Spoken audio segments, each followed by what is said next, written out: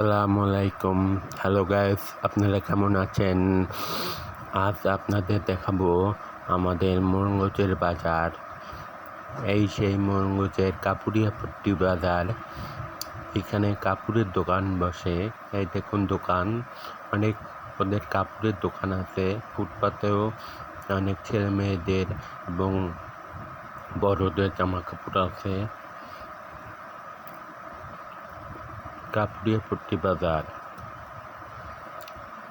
এখানে স্বর্ণের দোকানও আছে, কাপড়ের দোকান আছে, পাঞ্জাবি, ছেলেদের পায়জামা, অনেক সব কিছু দোকানে বেচে। এই বাজারটা আপনাদের কেমন লাগলো তা জানাবেন।